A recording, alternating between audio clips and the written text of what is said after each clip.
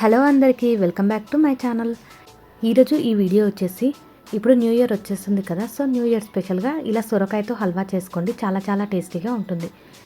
దానికోసం ఒక సొరకాయను తీసుకొని పీల్ ఆఫ్ చేసి ఇలా కట్ చేసుకోవాలి. సొరకాయ మధ్యలో ఇలా వైట్ ఉంటుంది కదా మెత్తగా, సో దానిని తీసేయాలి.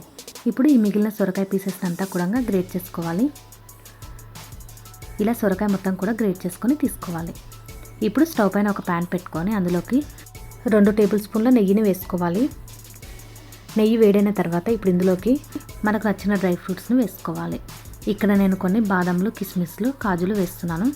ఇలా కట్ చేసుకొని వేసుకొని వీటన్నిటిని కూడా దూరగా ఫ్రై చేసుకోవాలి.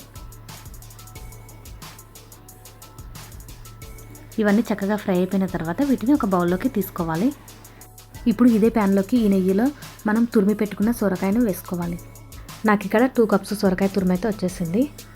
సో ఇప్పుడు ఈ సొరకాయ తురుమును వేసుకొని అంతా కూడా బాగా కలపాలి. ఇలా మధ్య మధ్యలో కలుపుకుంటూ సొరకాయను బాగా ఫ్రై చేసుకోవాలి. సొరకాయల నుండి పచ్చివాసన పోయేసి కొద్దిగా దగ్గర పడేంత వరకు కూడా ఫ్రై చేసుకోవాలి. ఇలా కొద్దిగా మగ్గిన తర్వాత ఇప్పుడు ఇందులోకి 1 కప్పు పాలను యాడ్ చేసుకోవాలి.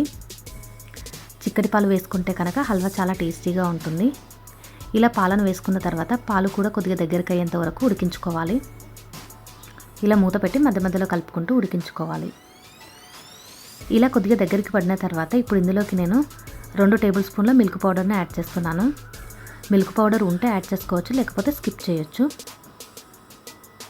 ఇలా అంతా కూడా బాగా కలుపుకోవాలి.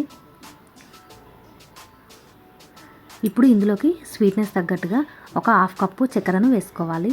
అలాగే మంచి ఫ్లేవర్ కోసం 2 యాలకులను దంచేసి వేసుకొని అంతా కూడా బాగా కలపాలి. ఇలా కలుపుతూ ఉంటే కాసేపటికి షుగర్ అంతా కూడా కరిగి వాటర్ వచ్చేస్తుంది. సో ఇలా వాటర్ వచ్చిన తర్వాత హల్వా అంతా కూడా దగ్గర పడేంత వరకు కుక్ చేసుకోవాలి.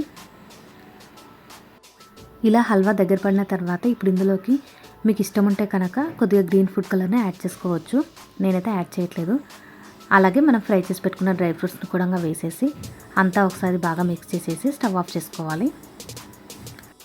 ఇంతే, ఈ హల్వా అయితే చాలా చాలా టేస్టీగా ఉంది. ఒకసారి మీరు కూడా సొరకాయతో హల్వా ట్రై చేసి ఎలా వచ్చిందో చెప్పండి. ఈ వీడియో నచ్చినట్లయితే కనుక please like, share and subscribe my channel for more videos. Thank you for watching.